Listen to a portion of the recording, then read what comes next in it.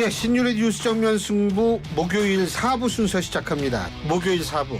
오늘 하루 정치권에서 가장 주목받는 키워드 알아보는 코너죠. 키워드로 보는 승부인데요. 오늘도 여러분을 위해서 두 분 나와 계십니다. 한 분씩 소개해드리죠. 먼저 조청래 전 여의도 연구원 부원장 나와 계십니다. 안녕하십니까? 안녕하세요. 조청래입니다. 그리고 김민아 시사평론가십니다. 안녕하십니까? 안녕하세요. 예. 하여간 이거 해야지. 이게 맨날 잊어먹어요. 이거. 첫 번째 키워드입니다. 이거 맨날 잊어먹거든요. 이거부터 해야겠습니다. 첫 번째 키워드 윤 대통령 기자회견입니다. 오늘 두 분 다 보셨죠? 아니 왜 그렇게 오늘 무슨 우울한 일이 있으셨어요? 아니 먼저 부원장님 어떻게 보십니까?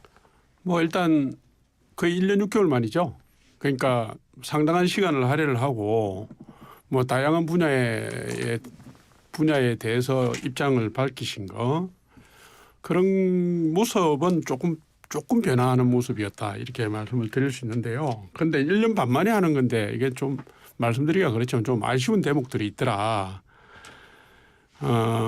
그동안에 일방적으로 하던 거에 비하면 조금 나아졌지만 실제로는 모든 해난에 대한 입장이 며칠 전까지 다 나와 있던 내용들, 알려진 내용들 그 스탠스를 그대로 유지하고 그걸 반복하는 모습이어서요. 사실은 1년 6개월 만에 국민들 앞에서 변화된 모습으로 기자회견을 하겠다면 뭔가 한두 가지는 뭔가 좀 뻥 뚫린 듯한 속이 시원한 게 뭐가 있었으면 좋았겠는데 기존 현안을 되풀이하고 하는 부분들은 좀 많이 아쉬웠다. 그리고 참모들도요.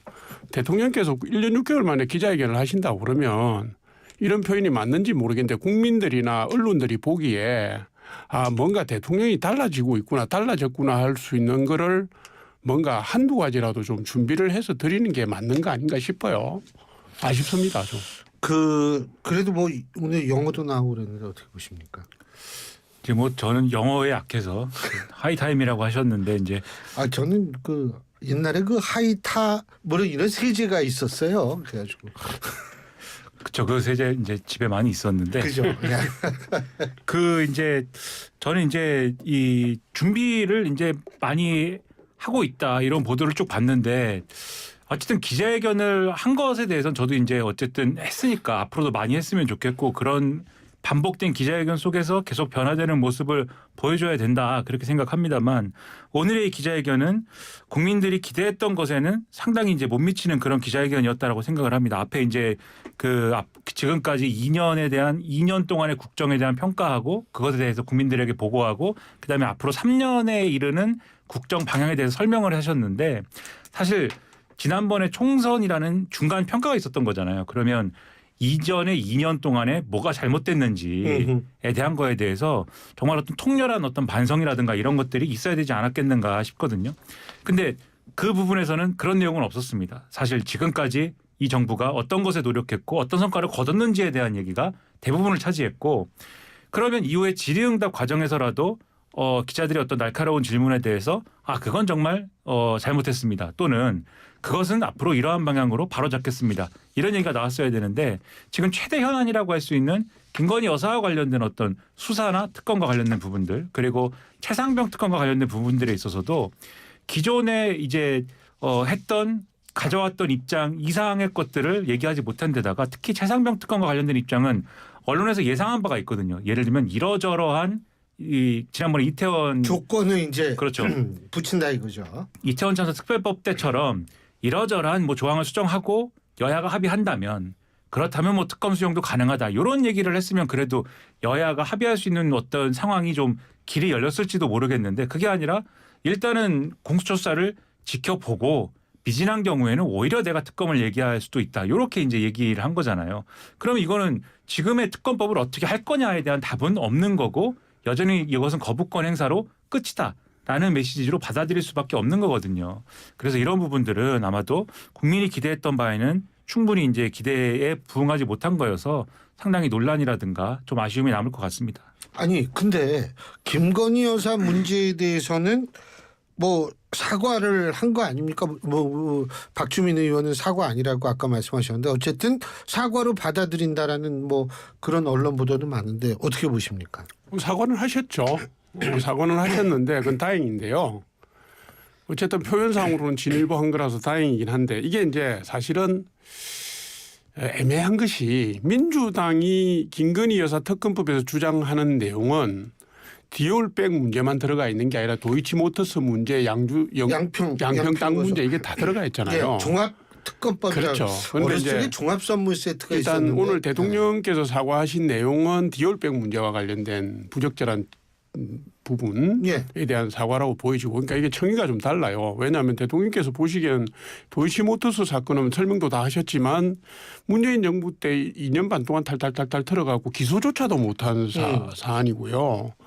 그런 상황까지 아울러서 민주당이 정치적 기획 의도로 치고 나오니까 대통령께서 그걸 종합 세트에 대해서 일일이 답변하실 시간도 없었을 거고 오늘 말씀은 디올백에 대한 부분이라고 생각하고요. 예. 그 디올백 문제도 사실은 청탁금지법상 조항이면 공직자의 부인은 대상이 안 되고 뭐 그렇죠. 다 하는 거 예. 아닙니까? 우리나라 영부인은 법적 지위를 갖고 있는 것도 아닙니다. 아니죠. 아니기 때문에 일단 태도 문제나 대응의 문제에 있어서 잘못된 부분에 사과하신 걸로 보여지고요. 이거를 특검법 형태로 넘어왔을 때는 어떻게 대응할지는 좀 다른 문제라고 봅니다. 예. 그 부분 관련해서 이제 사과는 저는 뭐 사과라는 단어가 나온 거는 뭐 좋게 생각을 하는데 이 사과를 할 때는 또 여러 가지 그 법칙이 있죠. 그렇죠. 뭐 여러 가지 뭐 이렇게 단서가 달리면 안 되는 거거든요. 그래서 좀 더 확실하고 명확하게 말씀하시는 게 훨씬 좋았겠다. 왜냐하면 사과를 드리고 있다 이렇게 ing로 말씀하셨는데 근데 요 또 전제가 있어요. KBS 대담 때부터 이제 사과를 하고 있다라는 취지예요. 그 문장 전체를 보면.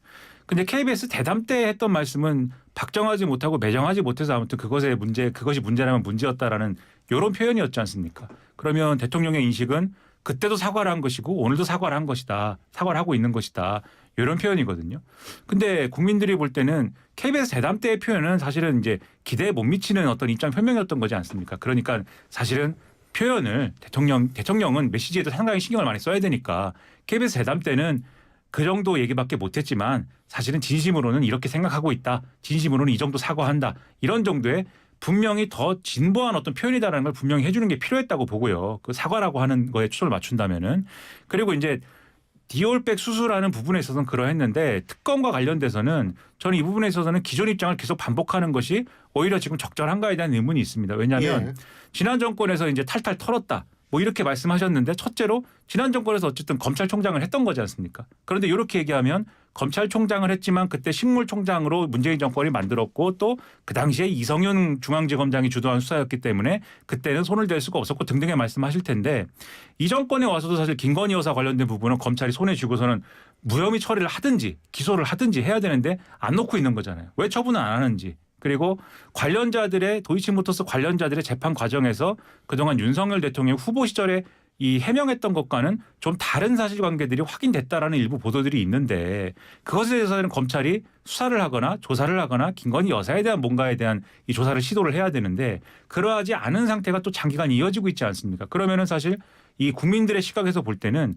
왜 검찰이 수사를 안 하는 거냐? 검찰이 뭔가 부실 수사하는 거 아니냐? 의문이 들 수밖에 없어요. 눈치를 보는 거 아니냐? 그럼 여기에 대해서 사실은 좀 더 진보된 어떤 입장들이 나왔어야 되는 건데 사실은 후보 때 하던 얘기를 그대로 했단 말이죠. 그러면 지난 2년은 뭐야? 이렇게 국민들은 생각할 수가 있는 거거든요. 그래서 이 부분도 좀 진전된 입장이 나왔어야 하는 사안이다라고 생각을 합니다. 지금 말씀하실 때 제가 생각나는 게 어쨌든 지금 김건희 여사의 명품백 수수 의혹에 대해서는 검찰이 수사를 지금 하고 있잖아요. 그렇다면 이 검찰이 수사에 들어간 거 뭐 특별수사팀도 꾸리고 말해요. 이러한 것들이 뭐라고 보세요? 특검을 막기 위한 제스처다? 아니면 진짜 검찰이 수사에 들어간 것이다? 만약 그렇다면 검찰과 대통령실의 관계는 어떻게 보십니까? 가장 소극적으로 보면요. 예를 들어서 민주당이 김건희 여사 특검법을 발의를 해서 만약에 이러저러한 과정을 해서 통과가 돼서 특검이 발족이 되면 지금 공수처, 검찰, 뭐 경찰 관련된 내용이 수사가 올 수도 되면서 다 특검으로 자료가 넘어가야 되잖아요. 그러면 가장 소극적으로 볼 때 검찰이 지금까지 뭐 했는지 대한 부분들을 종합해서 체계적으로 해야 될 필요가 있을 겁니다. 그래서 특검 발의나 뭐 이런 부분에 대한 걸 신경 썼을 수도 있고요. 그다음에 이원석 검찰총장이 지금 뭐 임기가 한 4개월 정도 남았다 그래요. 그러면 대형 사건들, 국민들이 관심을 사고 있는 사건들에 대해서는 일단 마무리를 하는 수순에 들어가는 게 맞습니다. 제가 볼 때는 이게 이제 이원석 검찰총장이 요번에 속도를 내라 수사에 한 거는 디올백 문제예요. 고발이 된 사안이니까 디올백 문제고 지금 민주당이 아까도 말씀드렸다시피 제기하고 있는 다양한 문제와 관련된 건 아닙니다. 아니기 때문에 그게 뭐 무슨 대통령실과 검찰이 입장을 달리하는 것도 아니고요. 제가 볼 때는 검찰이 고유한 본연의 임무에 충실한 거로 보여지고 사안이 복잡한 것도 아닙니다. 그러니까 속도를 내면 뭐 1, 2개월 안에도 끝낼 수 있는 내용이 아닌가 싶어요. 저는 그런 자연스러운 과정으로 보고 있습니다. 예, 우리 평론가님. 그게 지금 말씀하신 대로 대통령실하고 검찰하고 입장이 다르지 않다라는 걸 계속해서 보여주는 게 필요하죠. 아무래도 영부인에 대한 이제 이 조사가 이루어지는 거니까.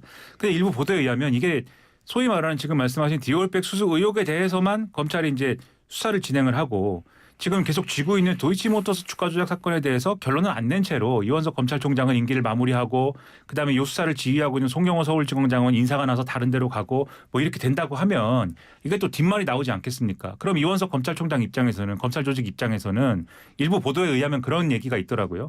영부인을 뭐 2번, 3번 부르기도 어려운 것이니까 그럼 디올백 수수 의혹에 대해서 어차피 조사를 해야 된다고 하면 도이치모터스 주가 조작 의혹에 대해서도 이번에 부르는 김에 같이 조사를 하고 이 사건을 종결하자라는 그러한 얘기도 있는 그러한 것도 가능한 거 아니냐 이런 얘기도 있는 것 같더라고요. 그런데 이렇게 할 경우에 디올백 수수 의혹에 대해서는 말씀하신 대로 법리를 따져보면 김건희 여사에 대한 처벌이나 이런 가능성은 거의 없다라고들 법조인들이 얘기하는 거 아닙니까? 그런데 도이치모터스 주가 조작 사건 의혹이라는 거는 사실 검찰이 막 제대로 예를 들면 A부터 Z까지 다 수사를 한다고 할 때 그럴 거냐 아닐 거냐는 제가 볼 때는 이 법조 지식이 부족한 제가 볼 때는 국민의 한 사람으로서 볼 때는 그건 잘 모르겠는데 이런 상황 같아요. 지금 다른 사람들에 대한 재판이 진행된 거나 이런 거를 볼 때는 그런 상황에서 그러면 여기서 대통령실이 열어줘야 될 건 검찰 조직에 좀 열어줘야 될 거는 그러면 이번에 부를 거면 지금 쥐고 있는 사건도 이번에 종결을 하는 것도 다라는 어떤 그 직접적으로 얘기하기는 어렵겠지만 그런 정도의 수사에 협조하겠다라든지 이런 것들이 나와야 되거든요. 근데 언론 보도를 보면 대통령실 관계자가 막 이런 얘기를 합니다. 지금 이 검찰이 그동안 이 쉬운 사건을 수사도 안 하고 뭐 검사 한 명도 이 다 할 수 있는 사건을 쥐고 있다가 2명, 3명 보강해가지고 갑자기 보강해가지고 하겠다는 의도가 뭔지 궁금하다. 막 이런 얘기 불편한 심기를 막 드러내거든요. 그러면 이런 얘기가 언론에 나오면은 바로 그러면 민정수석 왜 부활시켰지? 민정수석을 검사 출신 시키는 이유는 뭐지? 막 이런 식으로 얘기가 가버리지 않습니까? 그러면 대통령실이 제대로 대응하지 못하고 있다. 얘기가 이렇게 되는 거니까 오히려 이게 대통령에게 누가 되는 거지 않습니까? 그래서 이런 얘기 나오지 않게 검찰이 혹시라도 이 김건희 여사와 관련된 것들 사건을 다 종결하겠다라고 하면은 거기에 대해서 충분히 수사 협조를 하겠다라고 하는 방향을 잡는 게 필요하다라고 말씀드리는 거죠. 그리고 이 다음 주제 넘어가기 전에 한 가지만 더. 이게 오늘 대통령 기자회견 바로 직전 어제 자칭 이 여야 영수회담의 주역이라고 주장하는 두 사람이 등장을 했는데 실제로 결과론적으로 보면 보수 쪽에서 오히려 굉장히 화를 지금 내고 있는 상황인데 이러한 보수 측에 있어서의 분노를 오늘 윤 대통령의 기자회견이 어떻게 조금 가라앉힐 수 있을까요? 어떻게 보십니까? 이제 뭐 일종의 저는 해프닝이라고 봅니다. 그러니까 이게 뭐 공식적인 일을 하다 보면 비공식 라인을 쓸 수도 있죠. 근데 이게 이제 어디를 중심으로 두고 가느냐의 문제인데 제가 볼 때는 대통령 비서실장하고 정무수석을 통한 공식 라인이 언론을 통해서도 공식 가동됐기 때문에 지금 뭐 언론에 나오고 있는 비공식 라인의 그 위상이라든가 비중이 그렇게 큰 문제는 아닌 것 같아요. 그런데 통상 여야 간에 첨예한 대립을 하고 있을 때 비공식 라인을 쓰는 거는 굉장히 조심스러워야 됩니다. 쓸 수는 있죠. 우리가 남북 관계도 보면 공식 라인만 쓸 수가 없잖아요. 시민들을 활용하기도 하고. 그렇죠. 뭐 정치도 그렇습니다. 수면 아래에서 좀 더 진정성을 전달할 수 있는 사람이 쓸 수는 있는데 제가 볼 때 이번에 그 두 분은 매우 부적절한 비공식 라인이라고 저는 보고 있고요. 그게 어떤 그분들이 뭐 정황상으로 설명하는 걸 보면 없던 일을 하는 것 같지는 않아요. 뭐 없는데 자기들이 자가 발전하는 것 같지는 않습니다. 뭔가 역할을 하긴 한 것 같은데 무슨 비공식 그 역할 인사들이 공식적으로 올라와서 내가 그거 아주 비공식적으로 했다 특이하더라고요. 그러니까. 네. 그러니까 이런 사안이 벌어지게 방기한 것 자체도 미숙합니다고 제가 보는 그것도 거예요. 문제다 이거죠. 예. 비공식 라인을 쓰면 확실히 쓰든지. 비공식은 비공식이고 비서는 조용히 예. 있어야지 비서지. 그러니까 이런 게 뻥뻥 터져 나오니까 이게 전반적으로 신뢰 금이 가고 국민들에게 이게 믿음을 못 주는 그런 상황이 되는 거예요. 그래서 저는 애석을 변호할 생각은 없고요. 적절치 못한 인사들이 적절치 못한 행동을 하고 있고 그런 상황을 만든 것 자체도 참모진들이 실수있다 저는 이렇게 봅니다.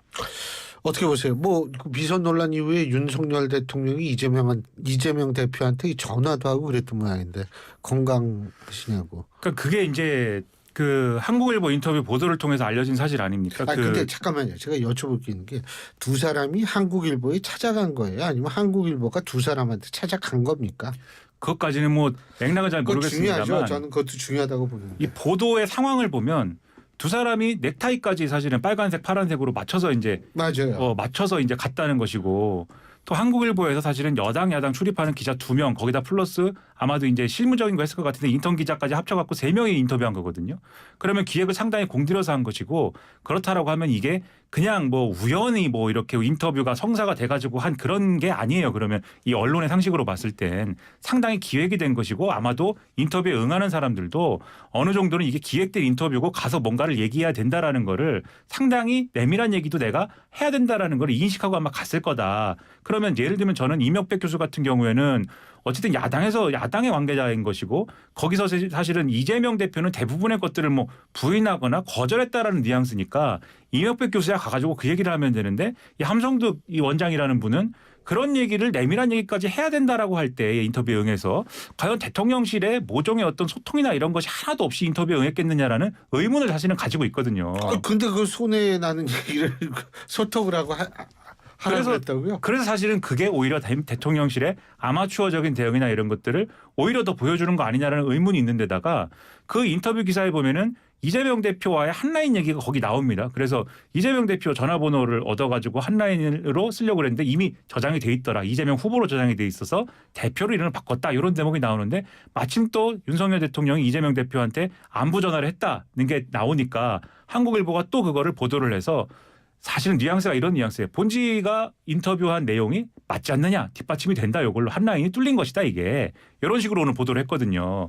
그러니까 이런 걸 볼 때는 이게 심상치 않은 보도인 것은 틀림없다라고 한다면 제가 볼 때 오히려 국민들이 볼 때는 요 사람들이 나눈 대화는 사실 정치적으로 상식에 잘 안 맞는 대화들도 껴있는데 부부동반 뭐 모임을 한다든지. 그리고 뭐 저 대선 후보가 그 비서실 누가 들어가고 싶어요. 그렇죠. 그 대통령이랑 현직 대통령이랑 엮이면 그거 진짜 끝나는데. 그렇죠. 이재명 대표의 어떤 뭐 불편한 사람은 안 쓰겠다고 뭐 대통령 쪽에서 얘기를 한다든지. 도저히 저는 이해가 안 돼. 이런 거는 정치 상식에 하나도 안 맞는 얘기인데 이런 얘기가 혹시 이게 검토가 만약에 대통령실이 비선을 쓰더라도 그런 메시지는 검토를 해서 나갔어야 되는 메시지인데 검토를 해서 그런 메시지가 나간 거라면 이 참모가 매우 무능한 참모가 껴있는 것이고 검토를 안 하고 그런 메시지가 나간 거라면 대통령이 지금 뭔가 비서실 운영이라는 것을 제대로 된 어떤 프로세스에 맞춰서 하고 있지 않다는 것을 드러내는 겁니다. 그렇다면 그러니까 어떤 경우라도 대통령실은 지금 일을 제대로 하고 있지 않다라는 걸 드러내는 거여서 뭔가 설명하고 해명하는 게 지금 추가로 필요해 보인다 이런 생각이 듭니다.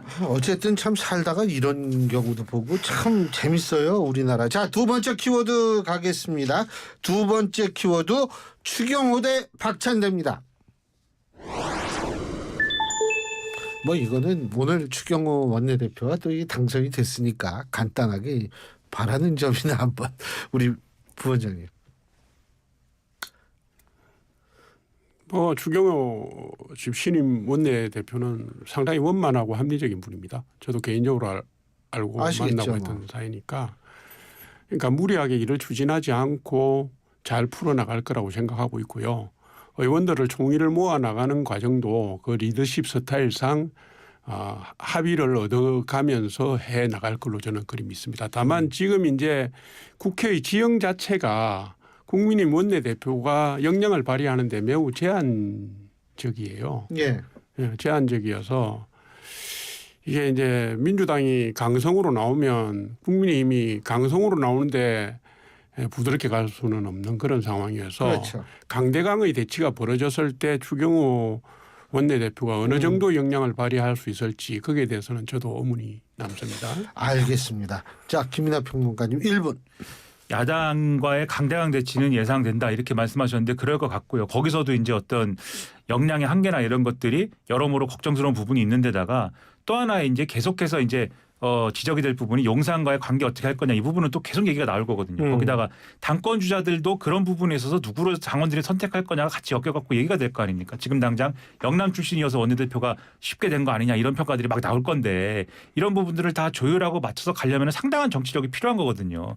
지금 상당히 어려운 시험대에 오른 것인데 잘 해나가기를 바라지만 상당히 미래가 그렇게 지금 밝은 상황은 아니다라는 걸 염두에 두고 국민의힘이 거듭날 수 있는 방향을 잘 잡는데 다른 당의 구성원들도 좀 힘을 발휘해줬으면 하는 그런 생각을 합니다.